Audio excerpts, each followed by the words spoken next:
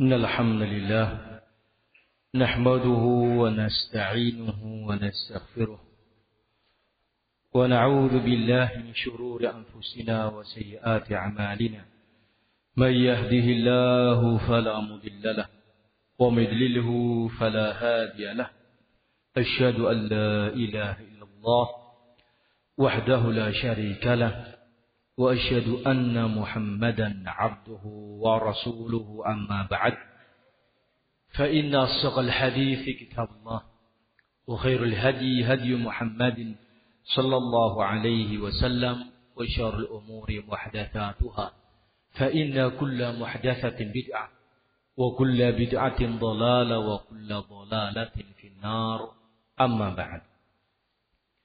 Hadirin kaum muslimin rahimani wa rahimakumullahu jami'an. Alhamdulillah, kita bersyukur kepada Allah Subhanahu wa taala yang memudahkan kita kembali untuk bisa kajian di tempat ini. Kita melanjutkan sampai pada bab yang ke-40.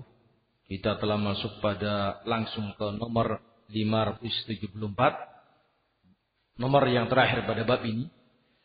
Qala Abu Qilabah rahimahullah, inna ahlal ahwa'i ahlu dhalalatin.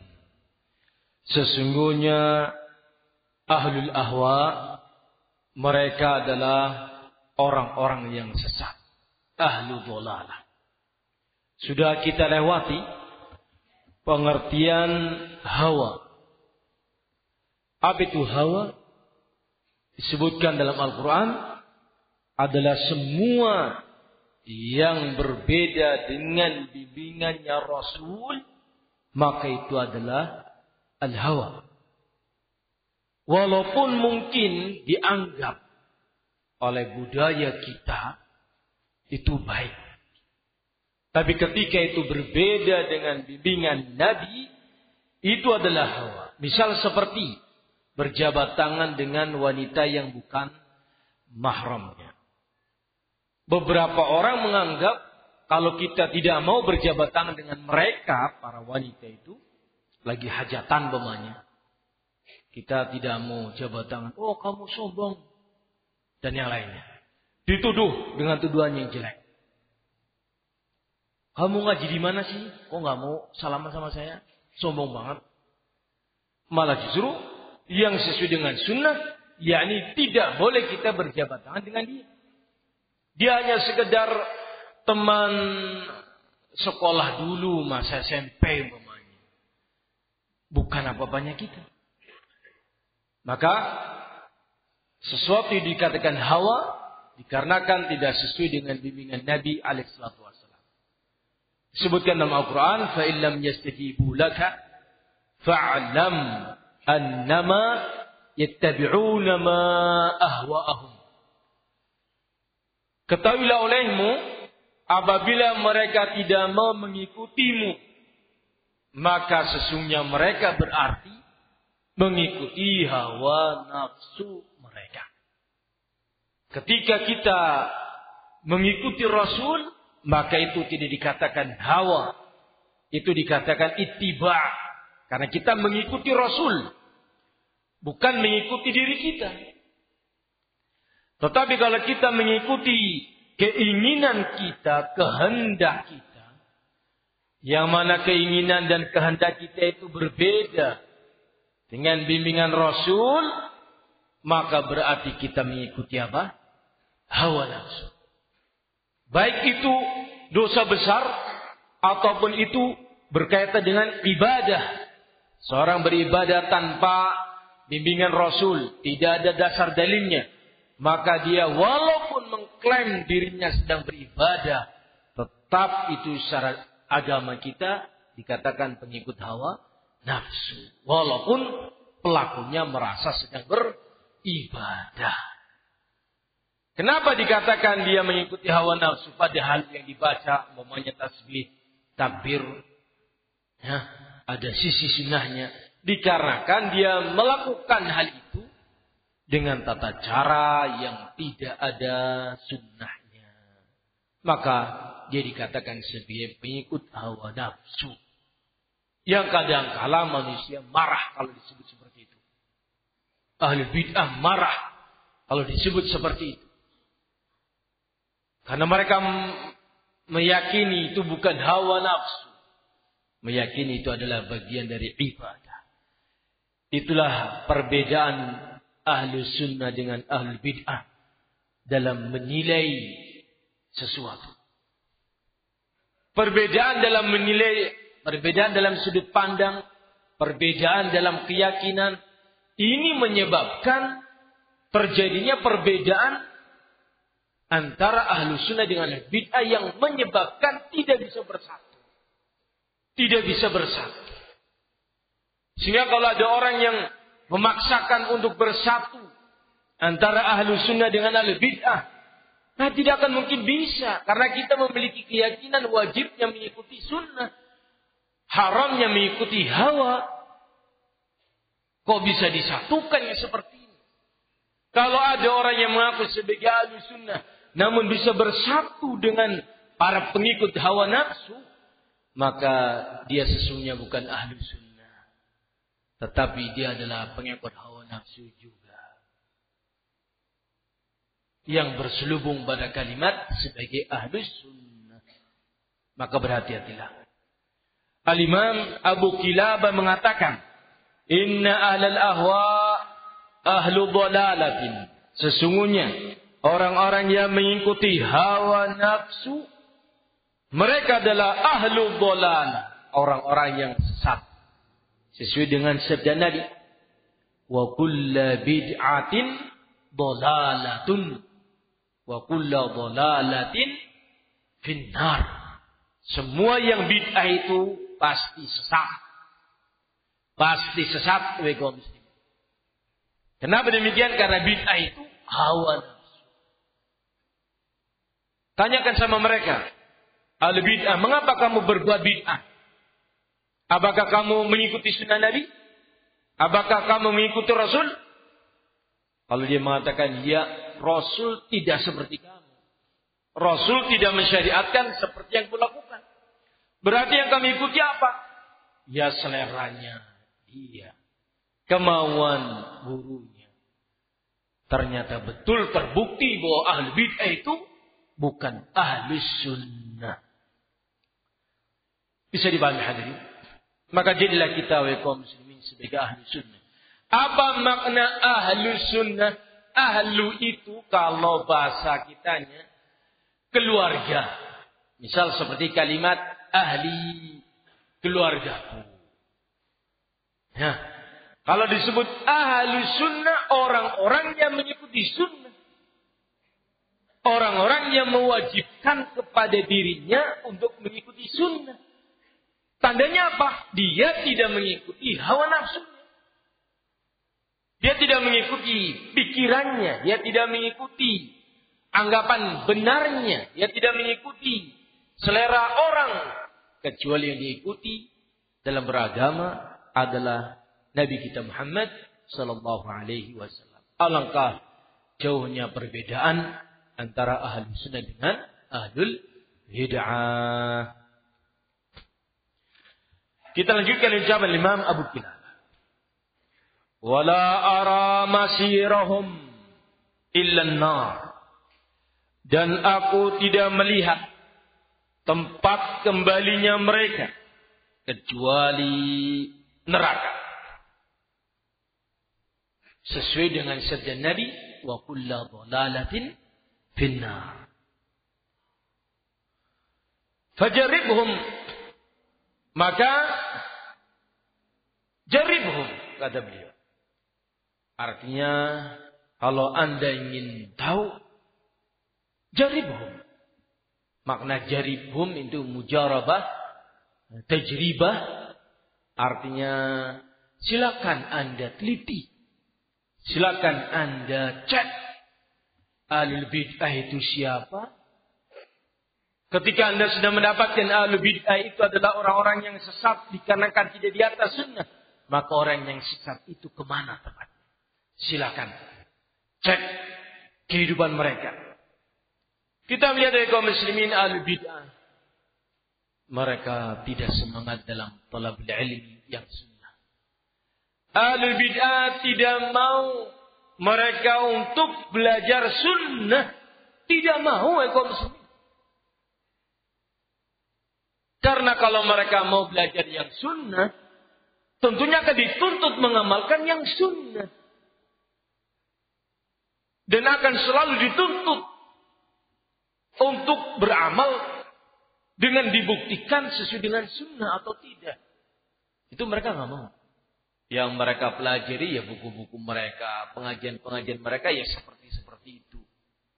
Ya, aneh. Habis waktu buat gedumrengan, Pak. Kasihan. Mereka tidak bertambah ilmu. Padahal sudah sekian lama. Tembangan. Ngerti tembangan, Pak?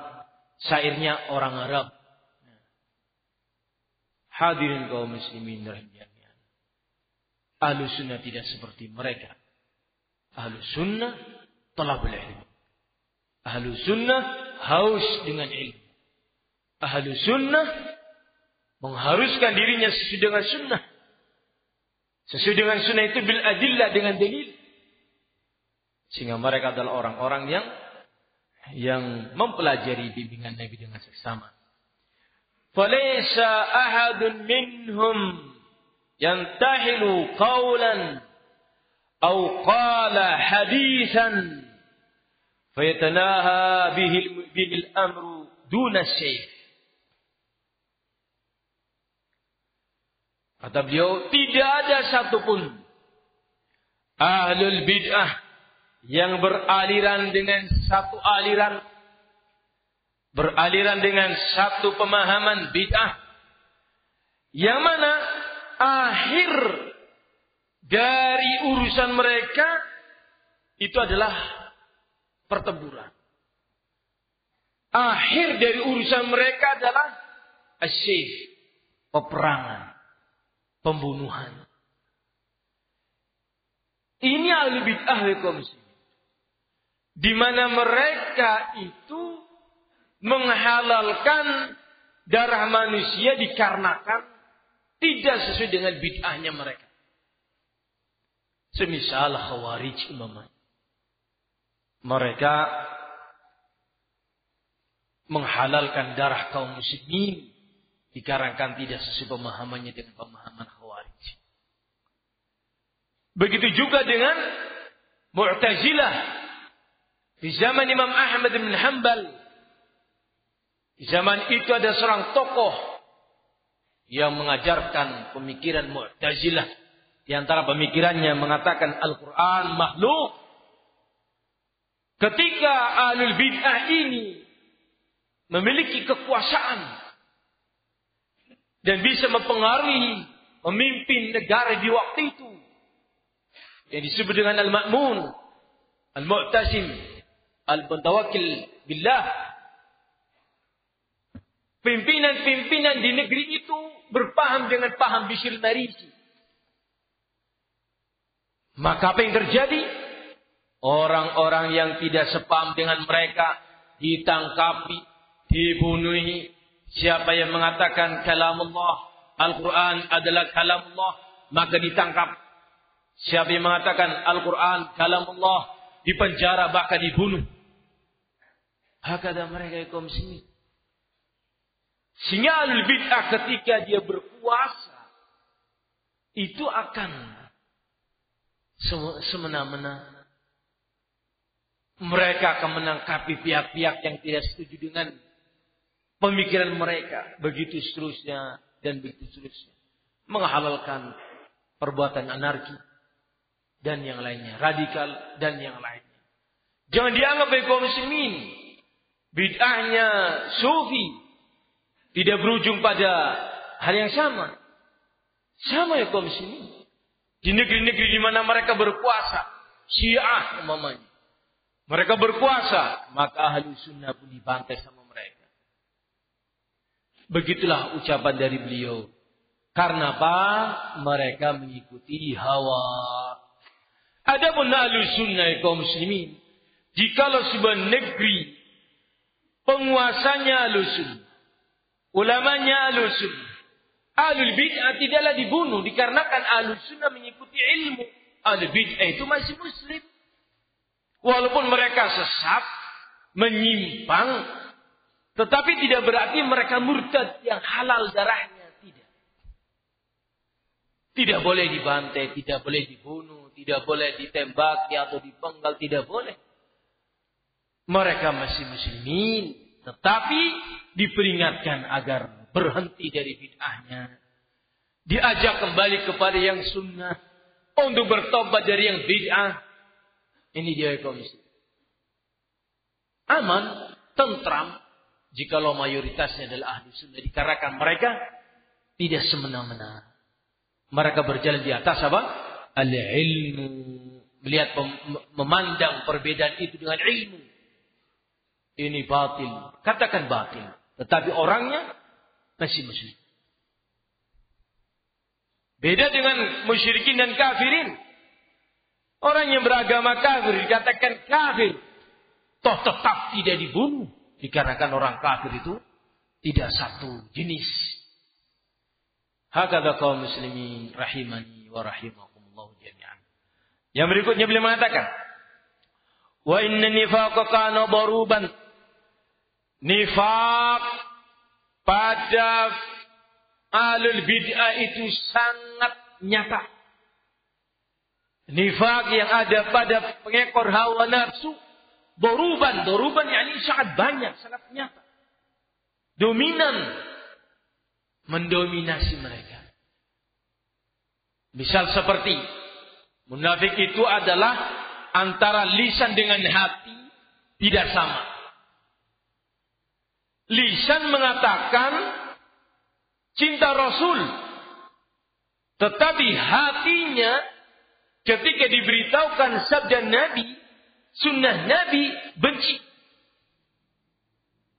Ini dia. Apakah ada kaum muslimin?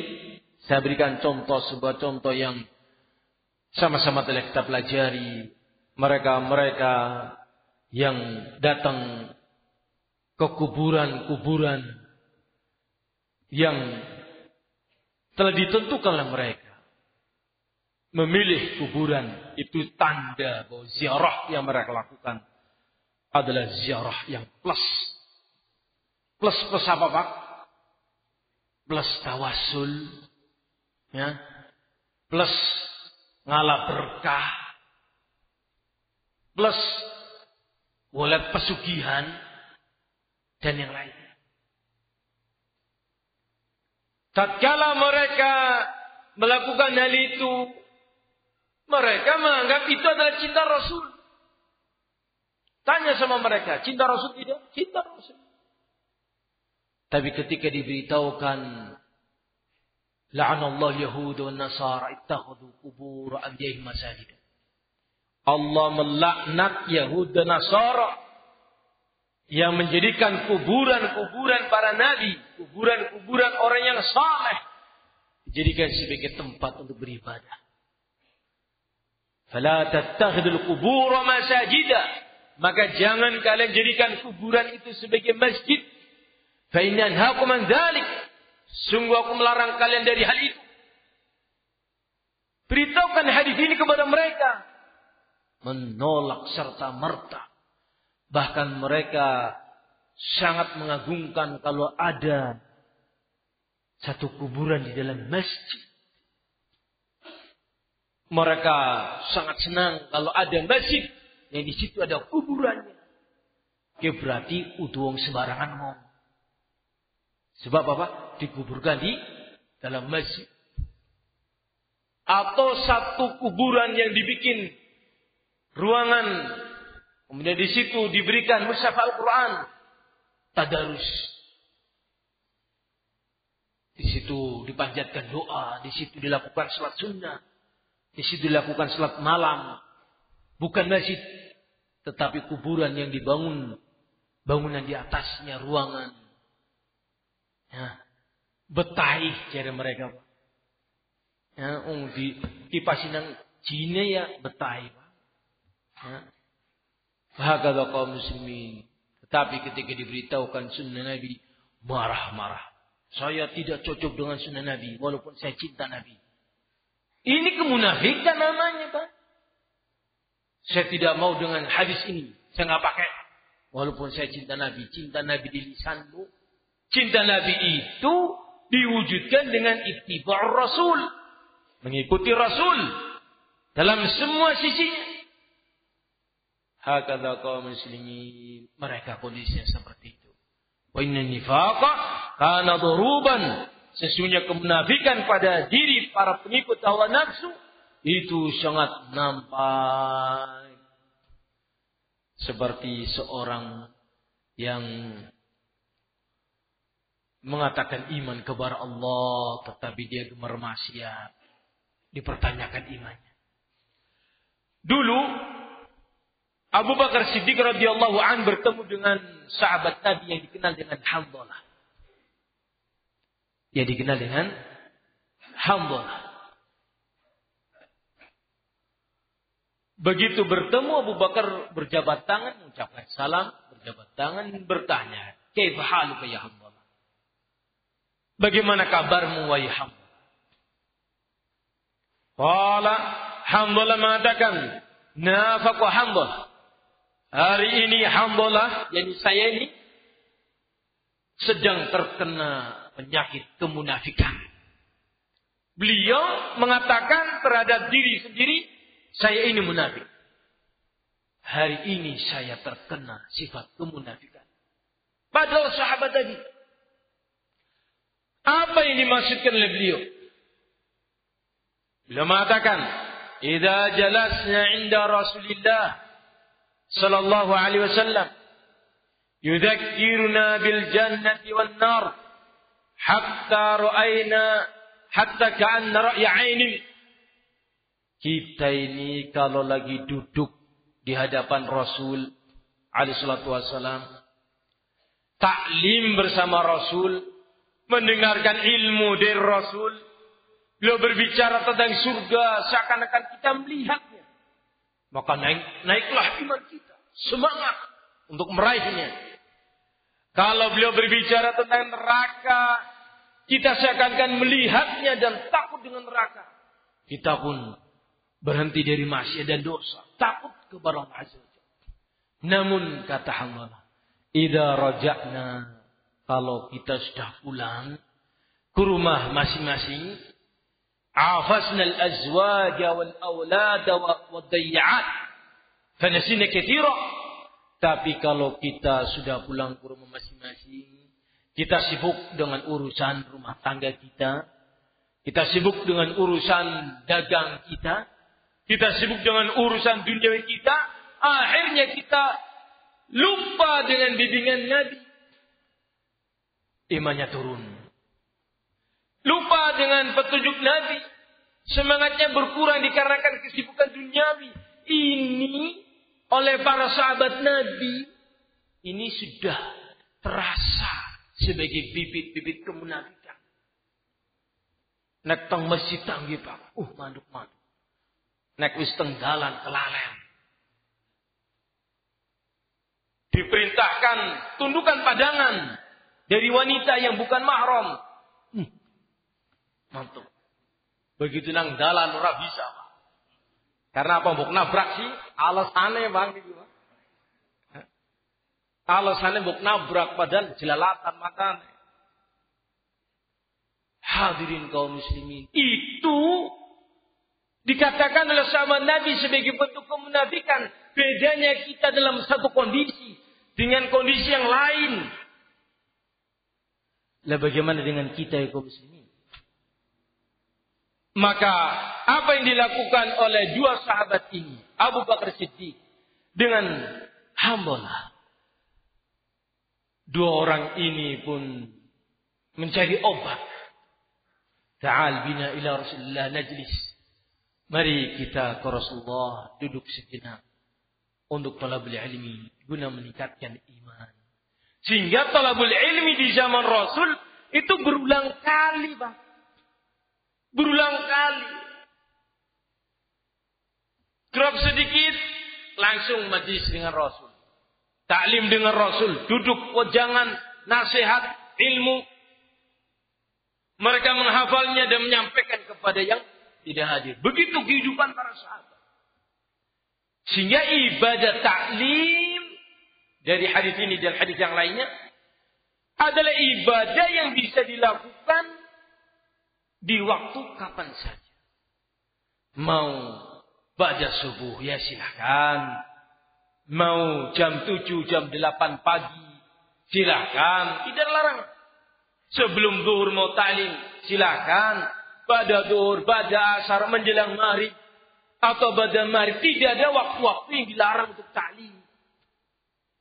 Kecuali para ulama menyebutkan sebelum dilaksanakannya Jumat. Jam 9 ta'lim. Jam 10 ta'lim. Padahal itu hari Jumat. Dimakruhkan oleh para ulama. Karena hari itu nanti akan ada apa? Khutbah Jumat. Adapun setelah Jumat boleh. Ba'dal asar hari Jumat boleh. Bagaimana setelah sholat tarawih? Boleh atau tidak? Kok mengana Pak jurusannya?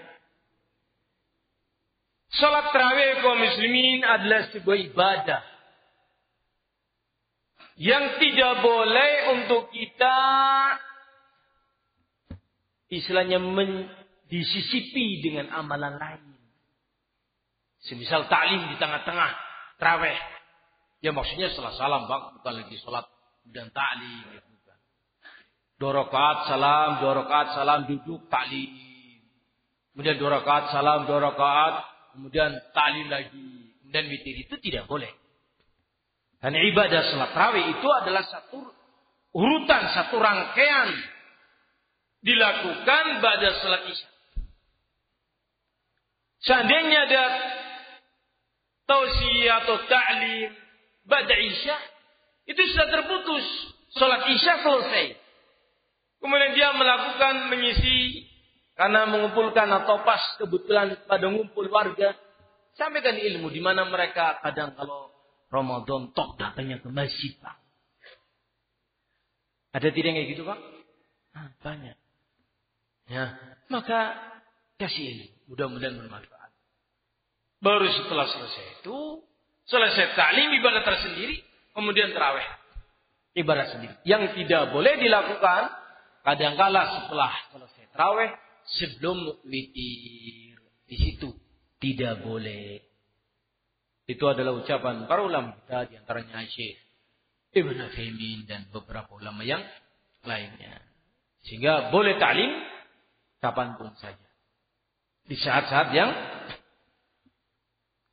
ada pada kehidupan kita. Kemudian berikutnya, Allah Ta'ala, Allah Subhanahu wa Ta'ala berfirman, "Wa minhum man 'ahada Allah, wa minhum man yalzimuka bis sadaqah."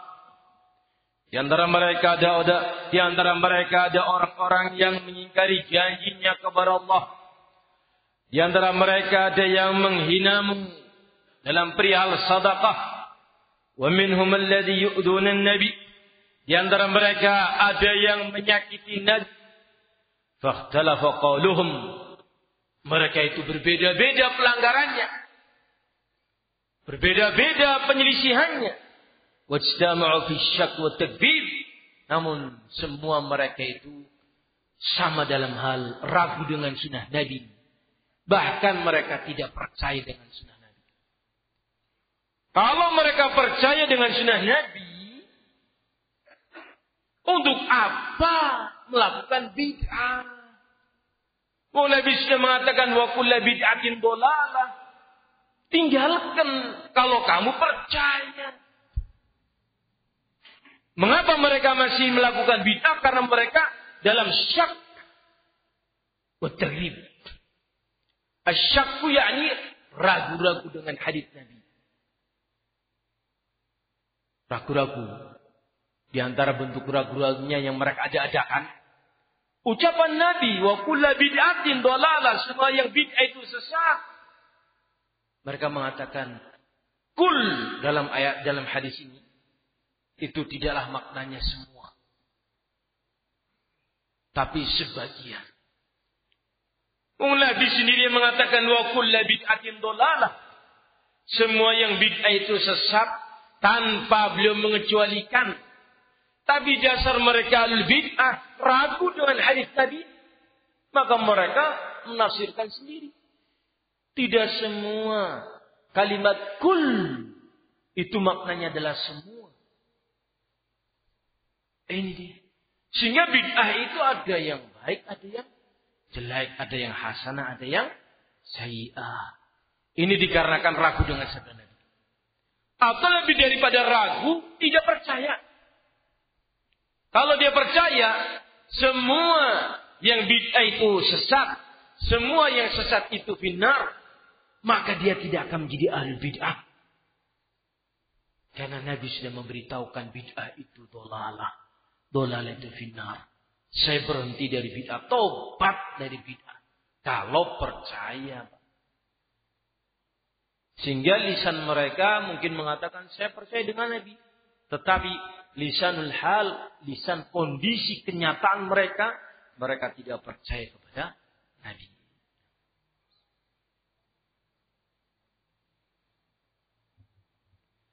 Hadirin kaum muslimin, itulah ahlul bid'ah. Wa inna haula'i ikhtalafa qaluhum wajtama'u fi syai'. Sungguh mereka itu berbeda-beda ucapan-ucapan mereka dalam bid'ah-bid'ah mereka. Namun mereka sepakat ketika mereka berpuasa akan menghalalkan darah orang-orang yang menyelisih mereka. Wala ara masirahum illa nar. Maka aku tidaklah melihat tempat kembalinya mereka kecuali adalah api neraka. Hadirin yang kemuliaan, sesuai dengan hadis yang kemarin kami sampaikan, umatku akan terpecah menjadi 73 golongan semua dalam neraka. Ini muslimin ya kaum muslimin. Dan yang namanya muslimin, ada yang masuk surga tanpa hisab, tanpa adab. Muslimin, ada yang masuk surga dengan hisab. Hisaban yasiran, dengan hisab yang mudah. Muslimin, ada yang dihisab dan ada yang divonis masuk neraka. Muslimin, ahlu tauhid, kalau musyrikin masuk neraka langsung. Tetapi dia mendapatkan syafaatnya Nabi, maka dia selamat dari vonis neraka dan masuk dalam surga tanpa masuk neraka. Ada di antara muslimin yang masuk neraka terlebih dahulu, divonis dalam neraka sekian lama, kemudian dia mendapatkan syafaat dari Nabi dan yang lainnya, dari malaikat, dari teman-teman yang saleh, dengan izin Allah. Akhirnya dia dikeluarkan dari neraka. Tidak sampai habis masa tahanannya. Kalau itu dikatakan tahanan. Ini. Ada di antara muslimin yang masuk neraka sampai habis dosanya baru dientaskan. Dikarenakan dia memiliki iman. Mati di atas iman bukan kafir. Mati di atas tauhid bukan syirik. Maka mereka masuk dalam surga.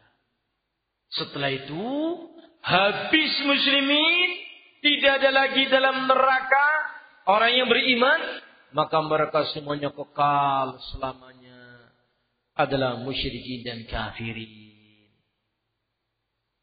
Ada kalanya ahlul bid'ah itu kita lihat dia sebagai ahlul bid'ah.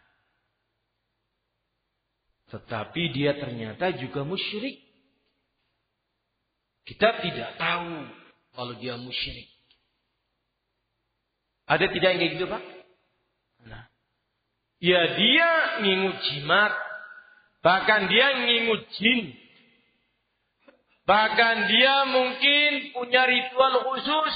Bulan-bulan khusus. Untuk apa? Ngerawat.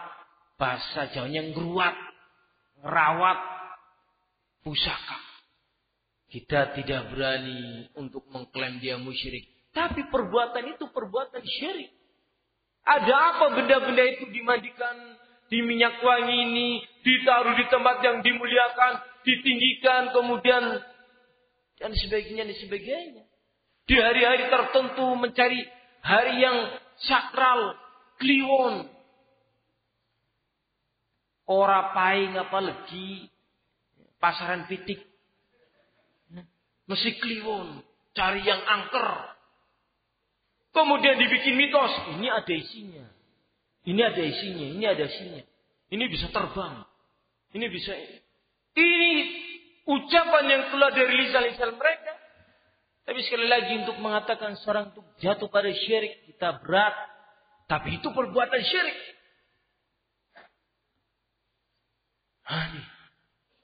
Kalau dikatakan sama mereka, kalian musyrikin. Oh, enggak mau, kami muslim. Karena tidak paham apa itu syirik. Tidak paham kalau jimat-jimat itu diyakini begini dan begitu, itu maknanya engkau bertawakal padanya.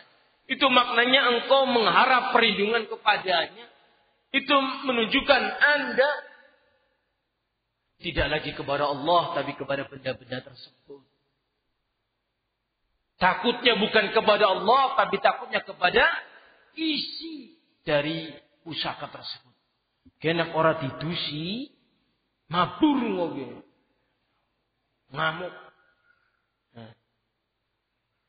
Ini keyakinannya. Hakada kaum muslimin, Allah sudah terlupakan oleh mereka. Tapi yaitu kalau dikatakan mereka musyrikin, marah besar. Tapi mereka tidak paham itu musyrik. Sehingga bisa terjadi fulan di mata kita sebagai al-bid'ah saja. Karena kita tidak melihat dan belum berani mengklaim dia kafir atau musyrik. Tetapi di hadapan Allah dia sebagai apa? Musyrik, munafik, kafir. Bisa terjadi. Sebagaimana kaum munafikin di Madinah di zaman Nabi disikapi sebagai muslim, disikapi sebagai sahabat, diucapkan salam kepada mereka, bergaul bersama sahabat yang lain, padahal dia apa? Munafikin. Hakada kaum muslimin. Dan ini terjadi pada mereka, na'udzubillah min dzalik. Kenapa mereka di samping ahli bid'ah juga jatuh pada syirik? Karena mereka tidak mengharuskan mengikuti Rasul. Ini dia. Tidak mengharuskan untuk mengikuti Rasul. Kalau mereka mengharuskan mengikuti Rasul, ya tidak akan mau dengan benda-benda dan keyakinan itu. Padahal kalau sudah orang itu gemar dengan jimat, itu dekat dengan keyakinan hari-hari baik, hari-hari buruk. Tatoyur dengan apa? Nama-nama hari. Nama-nama bulan. Kalau sudah seperti itu, paling takut bulan Suro, Muharram, yang mengakibatkan pasar sepi karena orang pada dagang. Kenapa mereka tidak mau dagang? Karena orang nasi barang gawe, Pak. Ada kaum berturut berlapis ternyata bukan sampai di situ saja penyimpangannya, berlapis, bertambah parah terus sampai kapan? Sampai mati. Kecuali jika dia mau thalabul ilmi sampai mati. Kecuali jika Allah memberikan rahmat taufik agar dia tahu bahwa perbuatannya salah, barulah dia bertobat. Barulah dia akan bertobat ketika dia tahu bahwa perbuatannya salah. Dan anak tesi dia mengatakan ini ibadah. Kira-kira tobat tidak apa? Dia mboten. Bagaimana saya tobat dari ibadah? Ini mboten lah, lucu itu, Pak.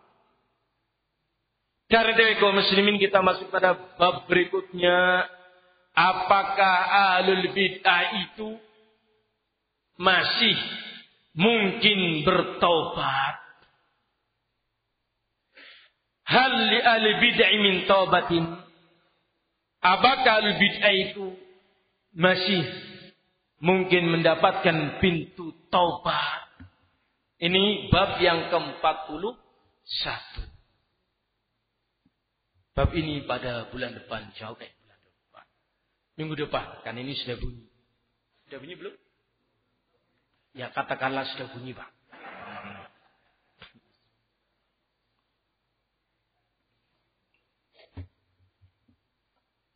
Kita masuk satu poin.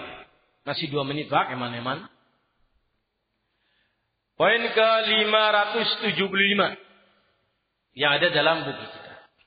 Sabda Nabi kita Rasulullah Muhammad sallallahu alaihi wasallam yang disebutkan dalam kitab Sunnah dari Imam Ibn Abi Asim. Dan disahihkan oleh Syekh Al-Albani dalam kitab As-Silsilah Sahihah. Qala Rasulullah sallallahu alaihi wa alihi wasallam, "Inna Allah tajaza at-taubata an sahibi kulli bid'atin." Sesungguhnya Allah menutupi taubat dari semua pelaku kebid'ahan. Ihtajaza menutupi taubat dari semua pelaku kebid'ahan. Coba lihat kaum muslimin. Mungkin ada yang bertanya, nyatanya aku biyen ahlul bid'ah. Mungkin ada di antara hadirin ahlul bid'ah biyen, Pak. Ada tidak? Mantan kabeh lah ya, Pak. Ternyata saya bisa mengenal sunnah. Saya bisa bertobat. Waduh, sudah bunyi, Pak. Jawabannya minggu depan. Eman-eman. Jawabannya kaum muslimin. Rasul mengatakan, yang tertutup pintu tobat adalah dari mereka-mereka yang masih bergelut dengan bid'ah dan bid'ah. Selama dia di atas bid'ah, pintu tobat itu akan tertutup. Karena apa? Dia tidak merasa salah. Adapun yang dulu dia ahlul bid'ah, kemudian menjadi ahlul sunnah, itu dikarenakan dia mau talabul ilmi. Dia mau mengerti, dia mau belajar, dia mau membaca, dia mau mengkaji. Oh, ternyata yang dulu saya lakukan salah ya. Astaghfirullah, saya tobat darinya. Itu karena belajar, Pak. Tapi kalau tidak mau belajar, ajik korajik. Ngantek mati. Ngerti ajik korajik, Pak? Iya. Tetap di atas bid'ahnya. Rawe-rawe rantas. Malang-malang putung. Cekuwek-kuwek. Nah, bahasa Jawanya. Bid'ah tetap bid'ah. Sampai mati. Na'udzubillahi min dzalik. Wallahu a'lam.